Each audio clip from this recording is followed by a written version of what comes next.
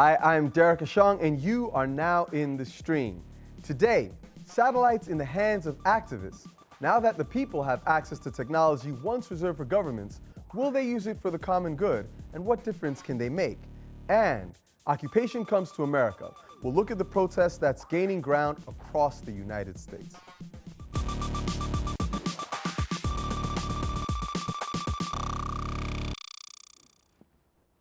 Our digital producer, Ahmed Shihab El-Din, is here looking out for your live feedback. As always, tweet him using the hashtag AJStream. Joining him on the couch today is Jonathan Hudson, who's Communications Director for the Enough Project and spokesperson for their Satellite Sentinel effort. Now, we're going to get to the satellite in a minute, but Jonathan, first, tell us what Enough Project does.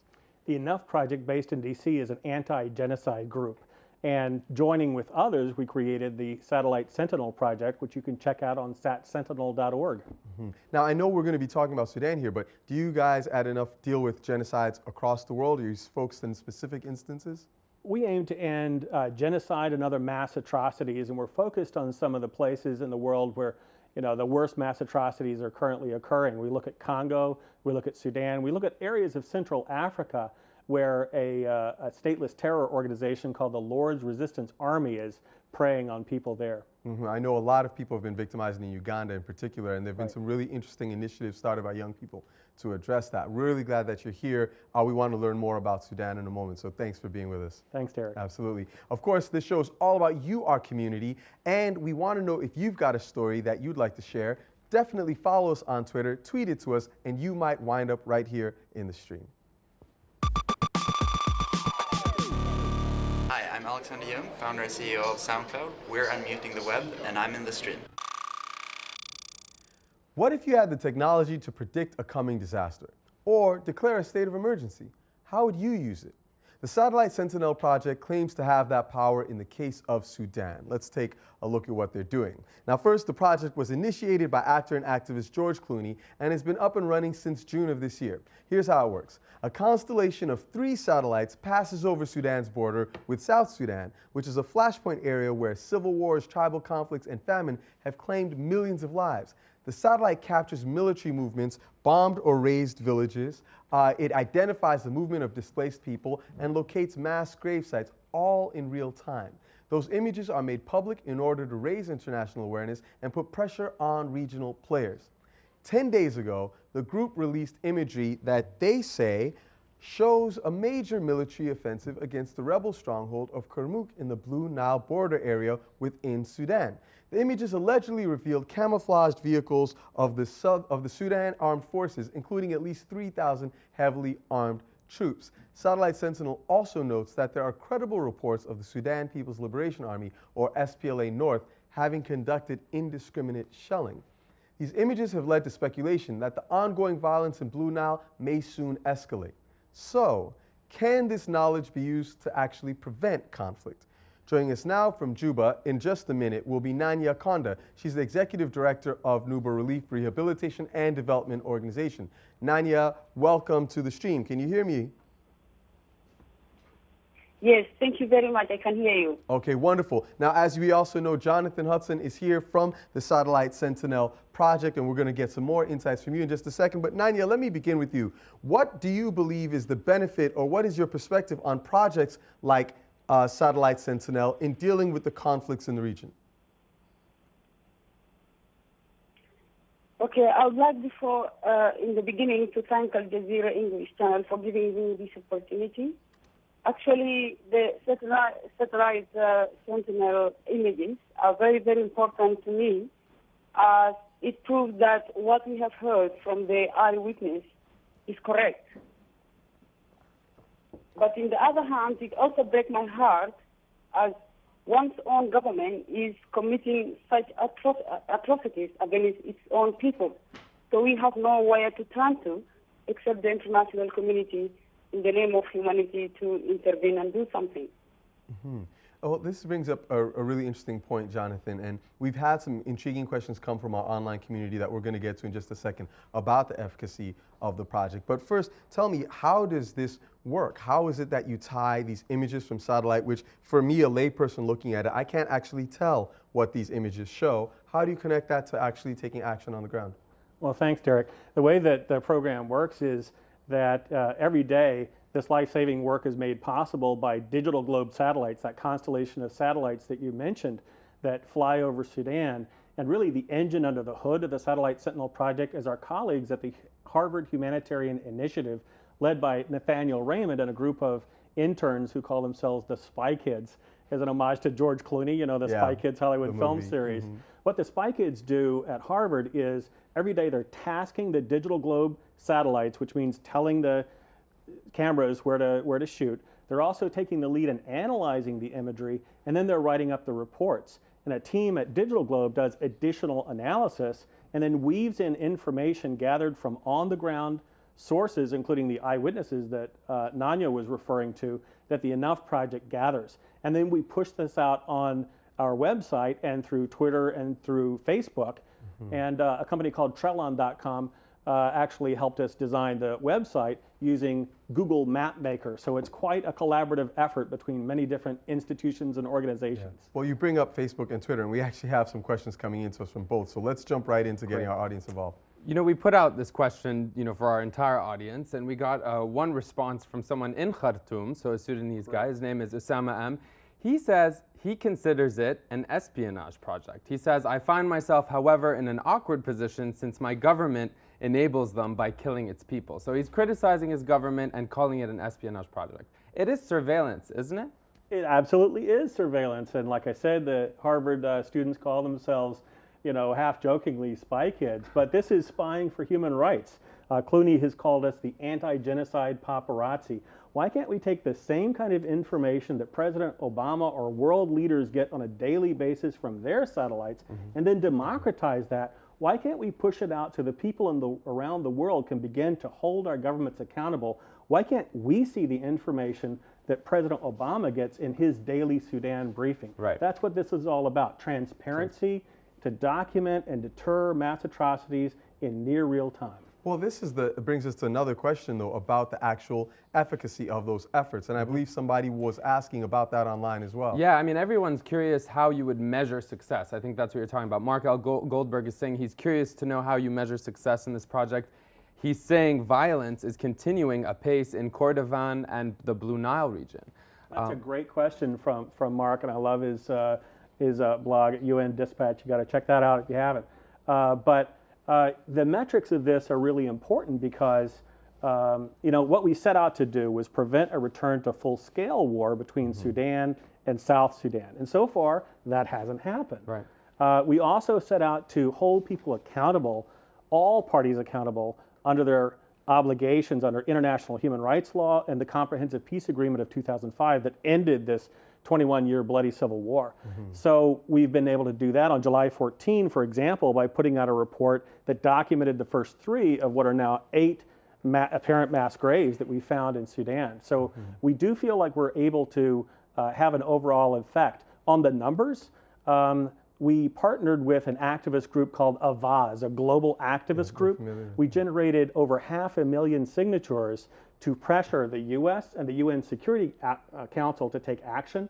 And since we've launched on December 29, we've had 5,583 favorable media mentions about us in broadcast, print, and online journalism all around the world. Okay, so then let me bring the final word to you, Nanya. Jonathan has said that this has raised a lot of awareness and a lot of people are discussing these issues. What tangible actions would you like to see from the international community? Actually, I would like to see an immediate cessation of hostilities. And also I would like to see an immediate unimpeded access for the unbiased assistance and assessment in terms of food, medicine, and also non-food items. I'd like also to see those who are responsible for committing these atrocities have been taken to justice. And then I wanted also the international community to recognize the impact of the missing planting season this year and try to mitigate those impacts. Nanya, thank you so much for taking the time to join us from Sudan. We appreciate your input, and Jonathan, we appreciate yours as well. Thanks, Terry. Remember, you can share the stories that you're following with us. Send us a tweet using the hashtag AJStream. We may be able to feature your suggestion in a future episode.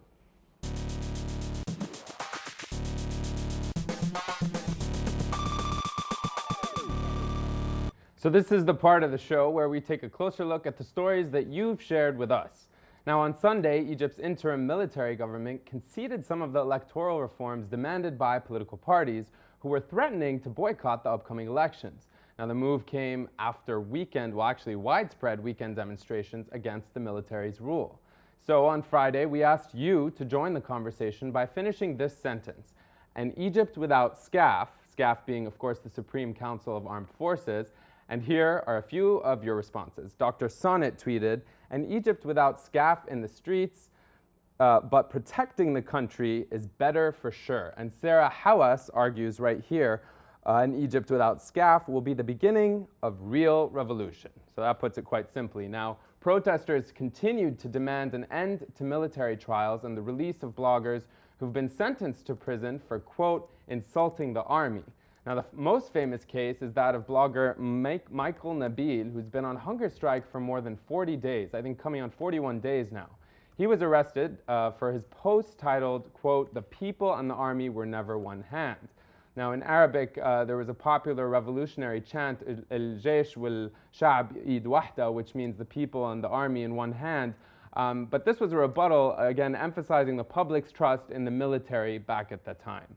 Now, this tweet, we have one more from the Mins, rather, says it's quite expressive about Michael Nabil, and it's just one of many images, as you can see, that was circulating online, just drawing attention to his case. It says, 40 days on a hunger strike, please don't kill him, and at the bottom, free Michael Nabil.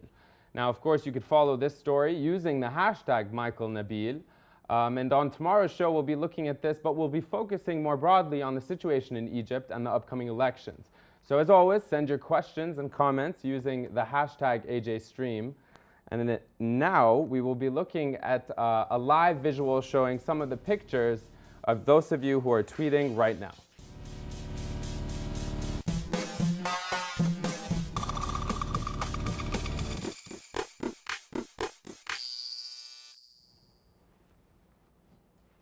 Upset over growing income disparity in the United States and the perceived greed of big corporations, young Americans have been organizing around the hashtag Occupy Wall Street. Let's take a look at some footage from a recent protest.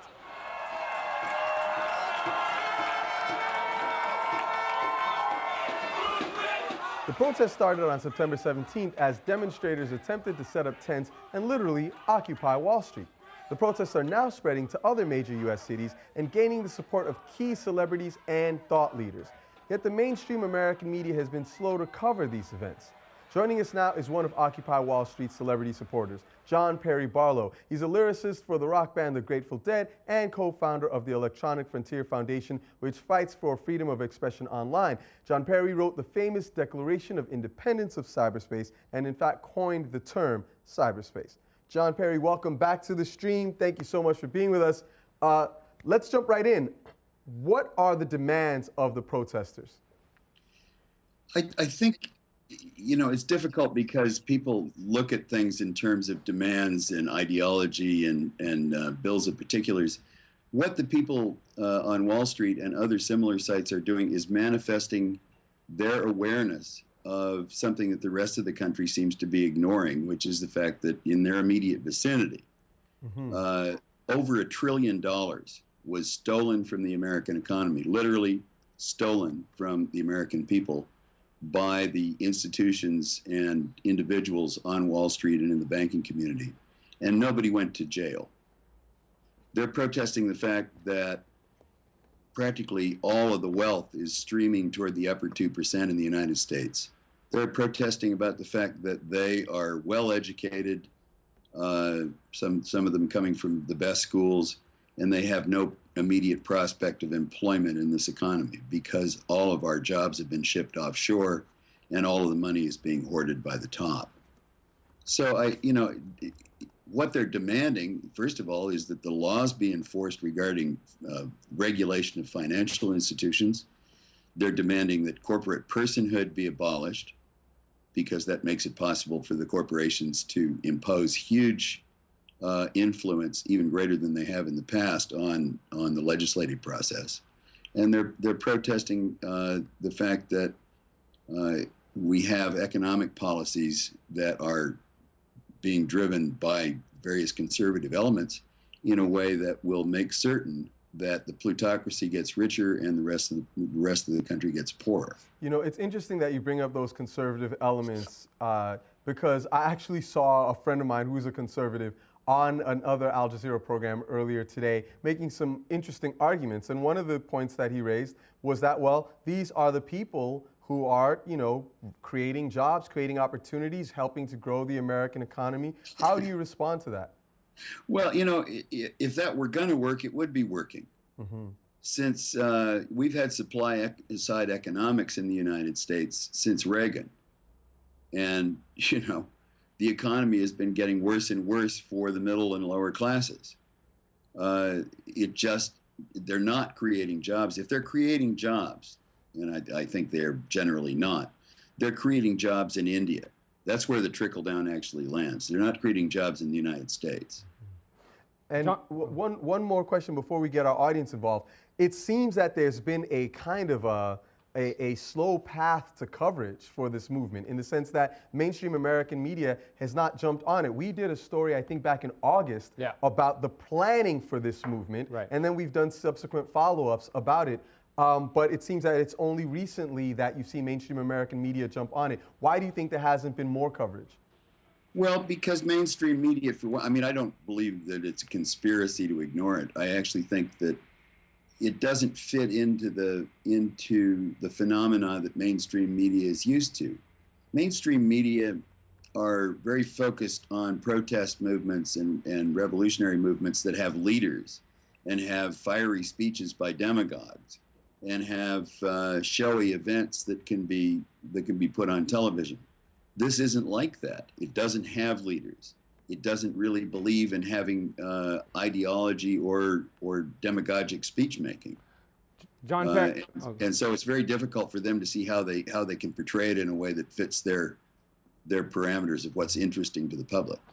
John Perry, you know, on that note, that this doesn't really have necessarily a centralized kind of leadership, let's say. We have your citizens tweeting online saying, John, what is your opinion about unions and move on supporting Occupy Wall Street? Do you believe they can, quote unquote, hijack the movement? And, you know, the transit union workers, which has jumped on board, is a traditional kind of progressive, you know, movement for these kinds of initiatives. What do you make of that? And what do you make of the fact that more people have been arrested for protesting around Occupy Wall Street than people who were involved in bringing down the economic crisis itself?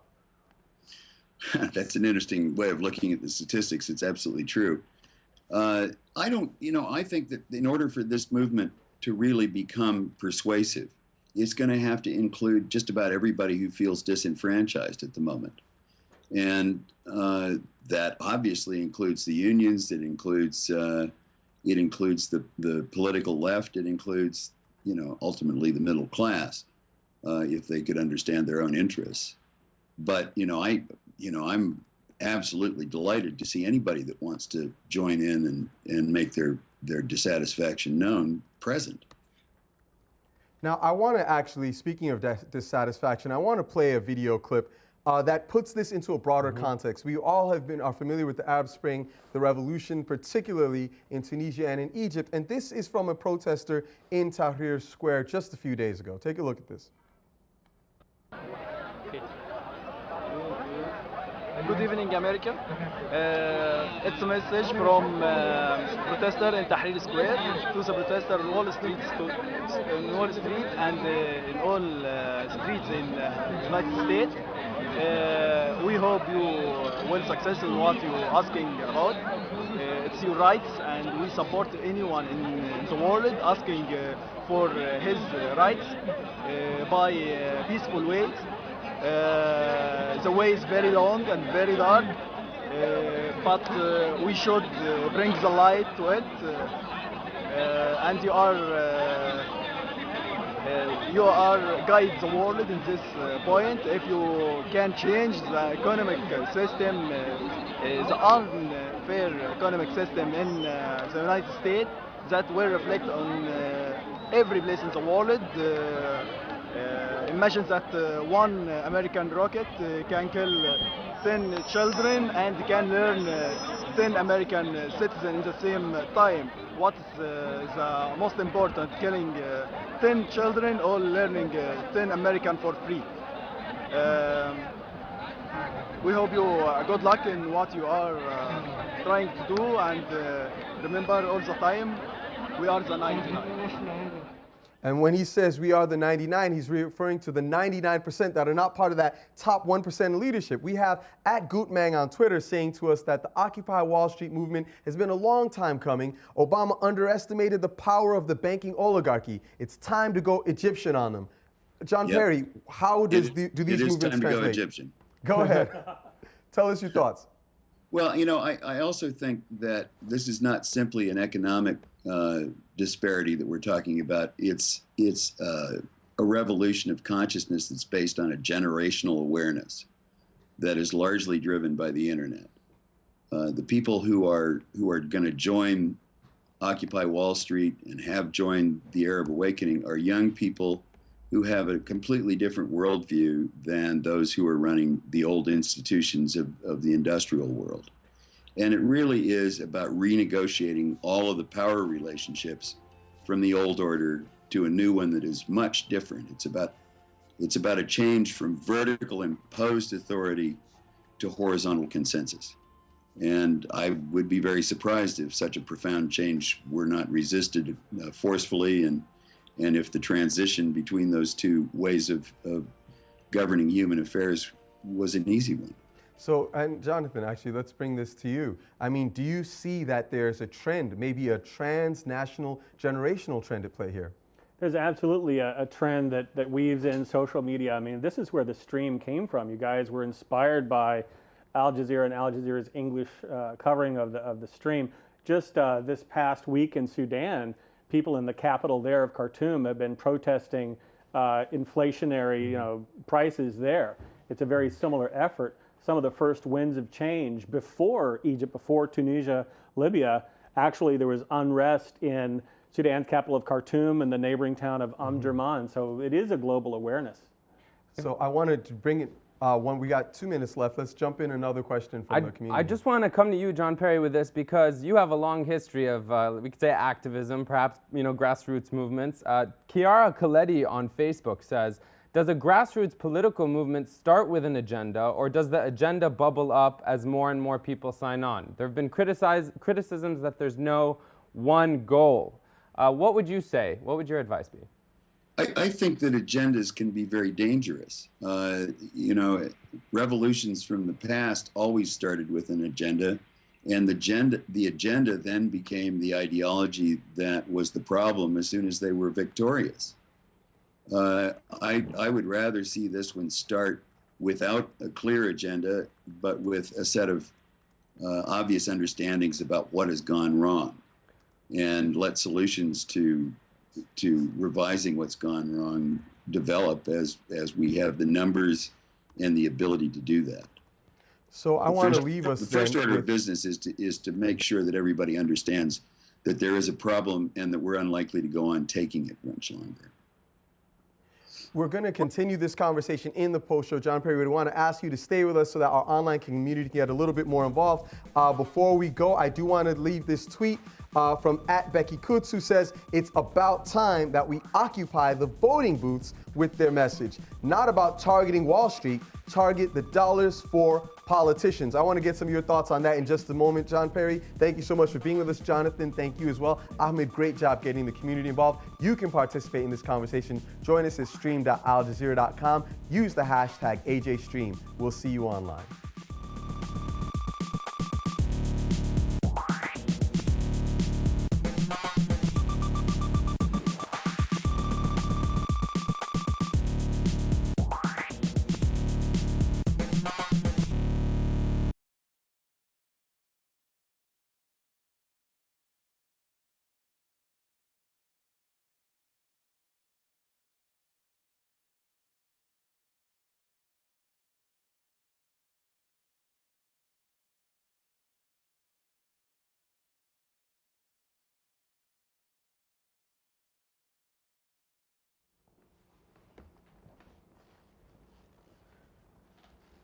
Hi, welcome back. We're talking about the Occupy Wall Street movement. It is spreading around the United States, and we want to look a little bit more at some of the underpinnings of the movement and of the discontent. I want to bring this question back to our guest, John Perry Ball, who's joining us. We just read a tweet from @BeckyCoots speaking about the money that goes to politicians. Is it possible for there to be substantive reform of the financial sector when you have such an aggregation of capital in that sector and you have private funding of public elections in the United States? Is there simply too much money being spent by Wall Street on politicians for us to see substantive political reform? Well, you know, I think that money and politics have a very long-standing and probably continuing relationship. But there's big money, concentrated money, and then there's the possibility, which has now arisen, of putting together very large amounts of money from small sources. There's only, to my knowledge, been one case of a major political upset that was based on crowdfunding, which is Obama's election. Obama got almost all of his funding, I mean, the vast majority of his funding in small donations that were generated online. That model needs to be pursued in every level of government, but especially in Congress, because the congressional candidates are not using the internet as much as they need to. And if they're not going to organize that way, we have to start organizing for them. We need to be setting up systems that will get small donations in sufficient numbers so that we can actually combat the donation power of the large entities that are presently funding the campaigns that of those people that will serve their interests in Congress. Okay, Ahmed, I want to ask you a question because you look like a relatively young fellow, and you and I have been involved in this show. I'm glad that made you laugh. I'm not laughing. No, I'm kidding. Go ahead. It's a compliment. I know. You know, we've been doing a bunch of coverage since we started this program on what's been happening with the Arab Spring. We've seen protests happening in Spain. We've covered stuff in Macedonia. Right. We've started protests of hundreds of thousands in Chile. We've been looking at this all around the world. So I'm curious in your thoughts on this particular topic. Do you feel like the U.S. is at a point where something much bigger is brewing? And why has something like this not happened before?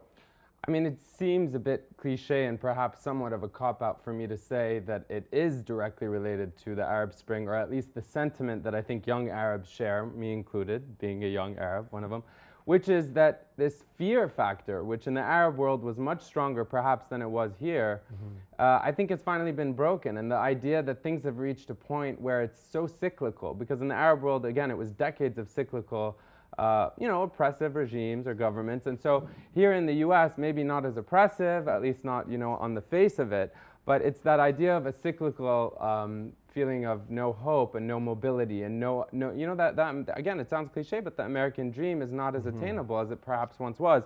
And just to back it up a bit, on Twitter we have Jeff Budd saying, agreeing with you, I believe, John Perry, saying 99%, or forgive me, he says, we don't need an agenda to be legitimate. We need broad consensus to build and sustain this movement. And there are so many tweets that kind of echo this idea that we want to amass a mobilized, perhaps youth or wide coalition, and then get other groups involved, as perhaps unions. I saw some people tweeting about getting the military involved, and I have one map right here that is something that's been circulating online. I'm not sure you can see it. I'll briefly describe it. At the top it says map of the occupied states of America, and then there's little blue stars, in states like Utah. I think there's several dozen, chronicling everywhere where the Occupy Wall Street movement has moved to. I'm glad you brought that up because we actually have a young person who is participating in the Occupy Boston movement. Robin Jacks is with us right now from Boston. Robin, can you hear me?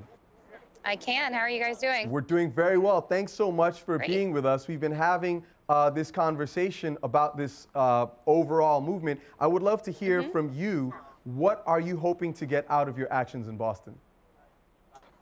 Again, like we've been talking about, and I've been hearing you guys say, setting a clear agenda isn't something that we have had success with or even are sure that we necessarily want to do. We have a really broad spectrum of people here, a lot of young people, a lot of old people, a lot of people from a lot of different backgrounds. So we're just kind of setting clear expectations of each other right now. Here in Boston, I know it's pretty different from other places. We have a tiny society that we've built here, and I really wish I could take you guys around to see it. We have a tent city. We have a tent marketplace. I mean, we really have kind of built our own little world. So now that we have our infrastructure set, we did this over the weekend, now we feel like we can start addressing goals. Okay, so let me come back to John Perry. I know you've got to leave, so we're going to let you go after this last question. But from your perspective, what do you think it will take for a movement like this to gain traction nationwide and not simply among young people? Because it's not only young people that are affected by some of these issues. Well, I think it has to reach a point where it converts itself into something that affects either the votes or the money supply to the politically powerful. You know, I think that the bearing witness is important, just in terms of getting people to be aware that there are other folks out there that feel the same way they do and are willing to put their entire being on the line. I mean, these kids that are out there on Wall Street at the moment are going to try to inhabit that place through some very difficult times ahead. And that is a statement of purpose that is inspiring. But, you know, one of the things that we saw during the Bush administration was that, you know, 2 million people could show up in the street and it didn't make a damn bit of difference unless those 2 million people would show up at the voting booths and unless those 2 million people would generate funds that they would get to the right people. It's all about the money and in votes, I'm afraid.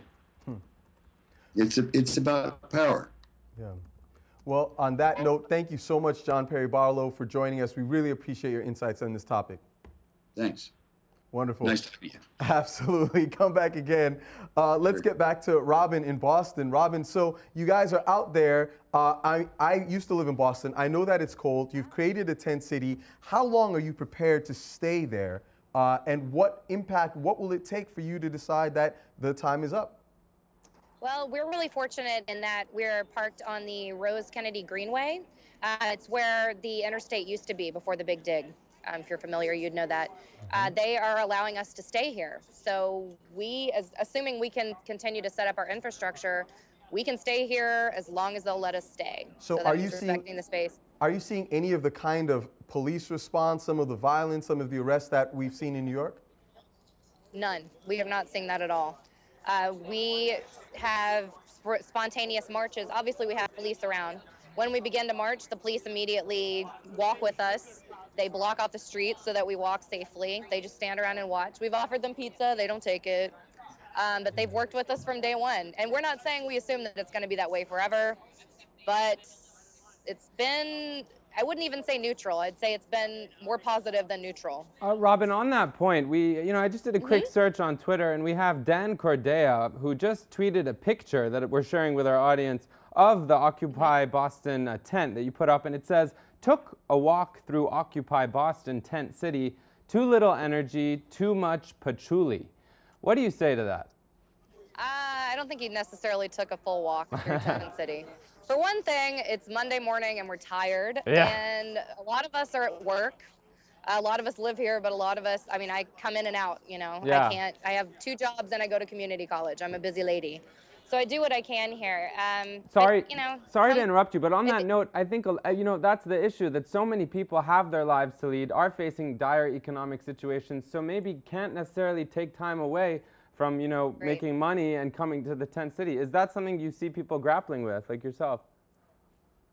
A bit, but unfortunately, because of the way that the economy is, a lot of the people who are really the core key organizers who've really been on board since the beginning are unemployed. So they can live here and do the best they can for work. But we've managed to meet everyone's needs here. We have a kitchen, not a full kitchen, but Food Not Bombs comes and serves food. We have shelter. We have tents that we can provide for people who need shelter. So people who are unemployed have come here and really put their heads together. It's amazing how it's happened, but we're building a little world here. That's quite fascinating. Robin, thanks so much. We really appreciate the time you took to explain this to us. Thanks for having me. Appreciate it. Now, I got to say, for our audience members, I looked up patchouli. Yeah. English is not my first language, I'm sorry, and I have no idea what it meant. And it says here on m-w.com that patchouli is a heavy perfume made from the fragrant essential oil of a Southeast Asian mint. So I'm assuming that the concept is that they're saying or alleging that it's sort of like this hippie-ish kind of movement. But Robin They're dismissing them as dirty hippies. Yeah, But, that's they're the- unemployed people who are reclaiming power by taking it to the streets. Let's raise some money and pay these organizers and grow a movement. Well, Let's not dismiss them. They're doing something. Well, is there a danger for governments in not addressing issues of unemployment, particularly among youth? I mean, I've seen estimates that put, the American unemployment rate is around 9.6%. I've seen estimates that put the youth unemployment rate at upwards of 20%. Yeah. So is there a danger when you have all these young people who don't have anything else to do? Why wouldn't they take to the streets? Absolutely. You got overeducated, underemployed young people who are feeling that, bankers have basically committed crimes against their future, stolen their future, and they want a sense of being able to get, their share of what we call the American dream. I'm so glad you brought up the bankers, because there was a really interesting counter-protest to what happened on Wall Street, where you actually had a number of bankers, and Ahmed has got the image up on his screen, that actually got out. And if you'll look at Ahmed's screen right now, you can see they're basically sitting up there comfortably, and many of them are sipping champagne. These were the champagne protests, and once again, being dismissive of the concerns of these protesters. Now, I think what will remain to be seen is, will the will of those protesters be substantive enough to make an impact despite those that would mock the movement? Jonathan, great having you here. Thanks you for sharing your thoughts on Sudan, as well as on what's happening right here in the United States. Ahmed, wonderful job as always. Like I said, you look mad young. And thank you for joining us on the stream today. Remember, you can continue this conversation with us 24/7. Use the hashtag AJStream. Go to our website, stream.aljazeera.com. We have been on top of this particular story for months now. There's a lot of information, and we're interested in hearing your feedback. As always, we will see you online.